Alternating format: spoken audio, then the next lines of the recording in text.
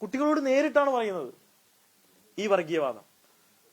ഈ അപകടം മുന്നോട്ട് കൊണ്ടുപോകാൻ കഴിയില്ല എന്ന തീരുമാനത്തിൽ നിന്നാണ് ഞങ്ങൾ ഇത്തരത്തിലുള്ള ഒരു തീരുമാനത്തിലേക്ക് എത്തിയിരിക്കുന്നത്. ഞങ്ങൾ അത്തരം ഒരു പൊളിറ്റിക്കൽ ആയിട്ടുള്ള അറ്റാക്കിലേക്ക് കടന്നിട്ടുള്ളത്.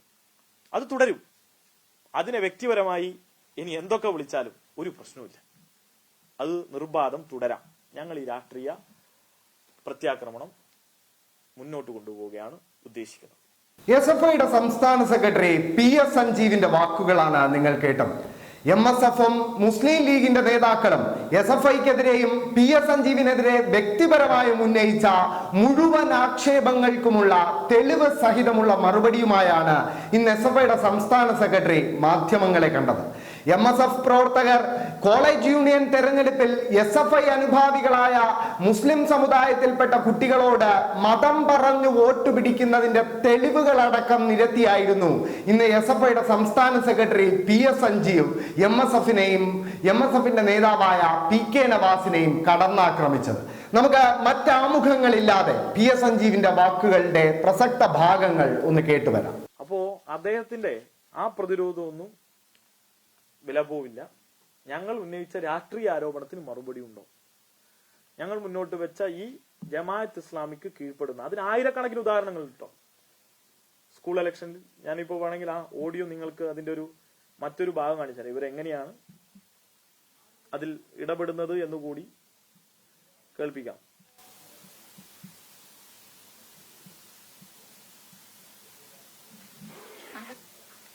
ഇവിടെ കേൾപ്പിച്ച പോലെ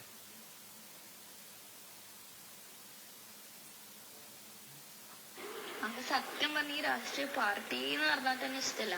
എനിക്കറിയാം അന്നയില്ലേ ഈ കോളേജിൽ കയറിയ പാടെ തന്നെ നിങ്ങളെല്ലാം വരുന്നതിന് മുമ്പ് ഫസ്റ്റ് ഇയറിന് അന്നെ MSFന്റെ കോർഡിനേറ്റർ ആക്കി. അത് എന്തിട്ടെന്നറിയാം, അതൊക്കെ പാർട്ടിയിൽ താല്പര്യമുള്ളതുകൊണ്ടൊന്നല്ല. ഞാൻ കുറച്ച് സംസാരിക്കാൻ അന്നേരം കുറച്ച് സംസാരിക്കെല്ലാം ചെയ്യുന്നോണ്ട് എല്ലാവരും ഒരു കമ്പനിയിലാവുന്നോണ്ട് നേരെ എക്കണോമിക്സ് ഡിപ്പാർട്ട്മെന്റിന്റെ കോർഡിനേറ്റർ എന്ത് ചെയ്ത് അങ്ങനെല്ലാം ആക്കി. ഞാനൊന്നും എന്നിട്ടൊന്നുമില്ല. അതേ ടൈമിന് ഞാൻ ഫ്രെറ്റേണിറ്റി എന്ന് പറഞ്ഞൊരു ഫ്രെറ്റേണിറ്റി അല്ല GIO എന്ന് പറഞ്ഞിട്ടൊരു ഇസ്ലാമിക് സംഘടന ഉണ്ട്.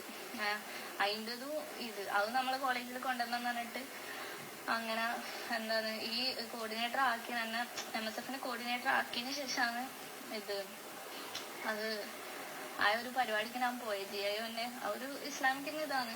അപ്പൊ അവര് ഇതെല്ലാം വെച്ച് നോക്കിയപ്പോ എന്തിനാ ഞാൻ MSFന്റെ കോർഡിനേറ്റർ ആണെന്ന് ഞാൻ ചിന്തിച്ചു.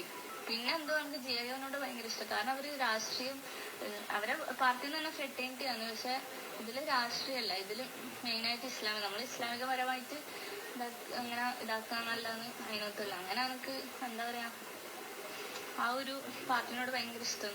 പാർട്ടിയിലെ സംഘടനയോട് ഭയങ്കര ഇതൊരു ഭാഗം. കമ്മ്യൂണിസ്റ്റ് പാർട്ടിന്റെ ഇതെന്ന് വെച്ചാൽ അതാണ് അതിന്റെ ആദ്യത്തെ ഭാഗം. രണ്ടാമത്തെ ഭാഗം അവരെ ആശയം മതം മനുഷ്യനെ മയക്കുന്ന കറുപ്പാണ്. കറുപ്പ് മീൻസ് ലൈക്ക് കഞ്ചാവ് പോലത്തെ അല്ല. MSF പ്രവർത്തകരുടെ വോയിസ് ആണ്. അപ്പൊ മതം എന്ന് പറയുന്നത് MSFും ഫ്രട്ടേണിറ്റിയും തമ്മിൽ ഇന്ന് വ്യത്യാസങ്ങൾ ഉണ്ടാവുന്നില്ല എന്നും ഇവർ തമ്മിൽ വ്യത്യസ്തതകൾ ആളുകൾക്ക് തോന്നുന്നില്ല. ഇതാണ് കമ്മ്യൂണിസ്റ്റ് പാർട്ടി എന്ന് പറയുന്നത്. മനസ്സിലായ? പക്ഷെ ഇപ്പത്തെ കമ്മ്യൂണിസ്റ്റുകാർക്ക് മതമുണ്ട്, ഈശ്വരനുണ്ട്, എല്ലാം ഉണ്ട്. അത് പക്ഷെ നോക്കിയിട്ട് കാര്യമില്ല. നബി സല്ലല്ലാഹു അലൈഹി വസല്ലം പറഞ്ഞെന്താ അറിയോ, നമ്മളൊരു വിഭാഗത്തെ നമ്മൾ അവരെ പോലെ ആയാല് അല്ലെങ്കിൽ അവരിൽ ചേർന്നാൽ അവർ ചെയ്യുന്ന പോലെ ചെയ്താല് നമ്മൾ അവരിൽ പെട്ടവനായി എന്നാണ് പ്രവാചകൻ പറഞ്ഞത്. മനസ്സിലായോ? ഇപ്പം ഈ ബർത്ത്ഡേന്റെ കേക്ക് കട്ടിങ് അത് എന്ന് പറഞ്ഞാല് നമുക്കത് ഇസ്ലാമിൽ അത് ഇല്ലാത്തത് അത് മറ്റൊരു മതത്തിന്റെ അതായത് ജൂതവർഗത്തിന്റെ ഒരാചാരാണത്. Cake cutting. അതുകൊണ്ടാണ് നമുക്കത് പറ്റാത്തത്. അപ്പൊ ഓട്ടോമാറ്റിക്കലി നമ്മ അത് ചെയ്യുമ്പോൾ നമ്മൾ അവരെ അവരെ ആചാരം നമ്മള് ഇതാക്കണം. അപ്പൊ നമ്മള് അവരിൽ പെട്ടതാവും. ഞാൻ പറഞ്ഞല്ല, പ്രവാചകൻ പറഞ്ഞ. അപ്പൊ എന്ന് പറഞ്ഞാല് നമ്മൾ ഒരു പാർട്ടിന്റെ എല്ലാ ഇതും കണ്ടിട്ട് അവരെ സംഭവം ഇതെല്ലാം അറിഞ്ഞിട്ട് പിന്നെ നമ്മൾ അവരിലേക്ക് ചേരുമ്പോ ഓട്ടോമാറ്റിക്കലി നമ്മൾ അവരിൽ പെട്ടവനായി. അപ്പൊ ഇപ്പൊ ഈ എന്താ പറയാ ഇങ്ങനെ ഒരു മതമില്ലാത്ത പാർട്ടിയിൽ ചേർന്നാല് നീ പുറത്താവും, ഇസ്ലാമിന് പുറത്താവും. മനസ്സിലായ? പിന്നെ നമുക്ക് എന്ന് പറഞ്ഞാൽ നമ്മളെ മതാന്ന് വലുത്. നമുക്ക് ഫസ്റ്റ് മതമാണ്. അള്ളയും റസൂലും പഠിപ്പിച്ചത് ഫസ്റ്റ് മതത്തിനെ സ്നേഹിക്കണം എന്നാണ്. ഈ മതമില്ലാത്ത പാർട്ടിയിൽ നീ ചേരുമ്പോ ഞാൻ ചിന്തിച്ചു നോക്കിയാട്ടെ. ഇതൊരു SFI പ്രവർത്തകയോട് ഒരു MSFന്റെ പ്രവർത്തക പറഞ്ഞ ആദ്യ ഓഡിയോ ക്ലിപ്പാണ്. നിങ്ങൾ അതൊന്ന് കേൾക്കണം. ഈ കുട്ടിയുടെ പേരൊക്കെ ഞാൻ വേണേ പറഞ്ഞുതരാം. ഞാൻ ഇവിടെ പറയാത്തത് ഞാൻ MSFന്റെയോ KSUവിന്റെയോ സംസ്ഥാന ഭാരവാഹി അല്ലാത്തതുകൊണ്ടാ, ഞാൻ SFI ആയോണ്ടാ. എന്താണ് ഇവർ ക്യാമ്പസ് ചെയ്യുന്നത്? രണ്ടാമത്തെ ഓഡിയോ നിങ്ങൾ കേട്ടിട്ടുണ്ടാവും. MSFകാർക്ക് വളരെ എളുപ്പത്തിൽ തീവ്രതയിലേക്ക് എത്താൻ കഴിയും എന്നുള്ള നിലയിലുള്ള, എത്ര എളുപ്പത്തിൽ അതിനെ കൊണ്ടുപോകാൻ കഴിഞ്ഞു എന്നുള്ള നിലയിലുള്ള അവരുടെ തന്നെ സാക്ഷ്യപ്പെടുത്തല്ല. ഒരു പെൺകുട്ടിക്ക് സംഭവിക്കുന്നതാണ്. വുമൻസ് കോളേജിലെ, കണ്ണൂർ നഗരത്തിലെ, അതെ അതെ അതെ അതെ ഇപ്പൊ വന്നിട്ടുള്ളത് ക്ലാസ് മുറിയിലെ ഒരു ഗ്രൂപ്പിൽ ഒരു കുട്ടിയോട് പേഴ്സണലി അയച്ചിട്ടുള്ള ഒരു മെസ്സേജാണ്. എന്താണ് ഇതിനർത്ഥം? മതനിരപേക്ഷത എന്നാൽ എന്താണ്? MSFന്റെ സംസ്ഥാന പ്രസിഡന്റ് പഠിക്കണം. എന്താണ് മതത്തിന് രാജ്യത്തിന്റെ രാഷ്ട്രീയത്തിൽ ചെയ്യാനുള്ള കാര്യം? അപകടവശാൽ നമ്മുടെയൊക്കെ ഏറ്റവും വലിയ ശാപം എന്ന നിലയിൽ ഇന്ന് രാഷ്ട്രീയത്തെ മുഴുവൻ ഇത്തരത്തിലുള്ള മതവർഗീയവാദികളാണ് കൈകാര്യം ചെയ്യുന്നത്. പക്ഷെ നമ്മൾ മുന്നോട്ട് വെച്ച ആശയം ഇതൊന്നുമല്ല. എന്നാൽ അതിന് വിഘാതമായി ഇന്ന് പ്രവർത്തിച്ചുകൊണ്ടിരിക്കുകയാണ് ഇവർ. അതിന്റെ ഒരു ഉദാഹരണമാണ്. ഇതിനുള്ള ആയിരക്കണക്കിന് ഉദാഹരണം ഞാൻ തരാം. സ്കൂൾ പാർലമെന്റ് തെരഞ്ഞെടുപ്പിൽ സ്കൂളിലെ ഓരോ കുട്ടികളെയും നിങ്ങൾ പോയി, ഞാൻ വേണേ അത്തരത്തിലുള്ള ആളുകളെ നിങ്ങൾക്ക് സംഘടിപ്പിച്ചു തരാം. കുട്ടികളോട് നേരിട്ടാണ് പറയുന്നത് ഈ വർഗീയവാദം. ഈ അപകടം മുന്നോട്ട് കൊണ്ടുപോകാൻ കഴിയില്ല എന്ന തീരുമാനത്തിൽ നിന്നാണ് ഞങ്ങൾ ഇത്തരത്തിലുള്ള ഒരു തീരുമാനത്തിലേക്ക് എത്തിയിരിക്കുന്നത്. ഞങ്ങൾ അത്തരം ഒരു പൊളിറ്റിക്കൽ ആയിട്ടുള്ള അറ്റാക്കിലേക്ക് കടന്നിട്ടുള്ളത്. അത് തുടരും. അതിനെ വ്യക്തിപരമായി ഇനി എന്തൊക്കെ വിളിച്ചാലും ഒരു പ്രശ്നവുമില്ല. അത് നിർബാധം തുടരാം. ഞങ്ങൾ ഈ രാഷ്ട്രീയ പ്രത്യാക്രമണം മുന്നോട്ട് കൊണ്ടുപോവുകയാണ് ഉദ്ദേശിക്കുന്നത്. അപ്പൊ ഇത്രയും കാര്യങ്ങളാണ് നിങ്ങളോട് പറയാനുള്ളത്.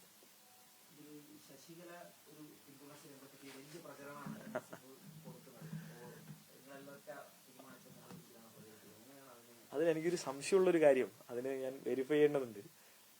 ഈ പറഞ്ഞ ശശികല പോസ്റ്റ് ഇട്ട അടുത്ത മിനിറ്റിൽ മീഡിയ വണ്ണിന്റെ പോസ്റ്റർ വന്നു.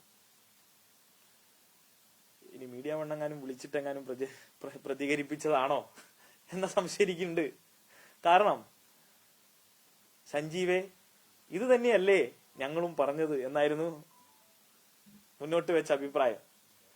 ഞങ്ങൾ അങ്ങോട്ട് പറഞ്ഞു, നിങ്ങൾ പറഞ്ഞതല്ല ഞങ്ങൾ പറഞ്ഞത്. ഞങ്ങൾ പറഞ്ഞ വിമർശനം MSF മുന്നോട്ട് വെച്ച രാഷ്ട്രീയം പൂർണ്ണമായും കളഞ്ഞുകൊണ്ട് അവരിന്ന് ജമാഅത്ത് ഇസ്ലാമിയുടെ ജിഫിയാവുന്നു. അവർക്ക് വർഗീയവാദ നിലപാടുണ്ട് എന്നുള്ളതാണ്. ആ പൊളിറ്റിക്കലായുള്ള വിമർശനം നടത്തുമ്പോൾ ആ വിമർശനത്തിനെ ചോർത്തിക്കളയാനും അതിന്റെ ശക്തി ചോർത്തിക്കളയാനും അത് തുറക്കുന്ന ഒരു ചർച്ചാമുഖമുണ്ട്. ആ ചർച്ചാമുഖത്തെ വഴിതിരിച്ചു വിടാനുമാണ് ശശികലയുടെ ആ പ്രസ്താവന ഉദവിയിട്ടുള്ളത്. അതാരാ ഏറ്റവും കൂടുതൽ ഉപയോഗിച്ചിട്ടുള്ളത്? MSFകാരും മുസ്ലിം ലീഗുകാരുമാണ്. ഞങ്ങൾക്കെതിരെയുള്ള അക്രമമാക്കി മാറ്റാൻ. അത് യഥാർത്ഥത്തിൽ എന്തിനാണ്?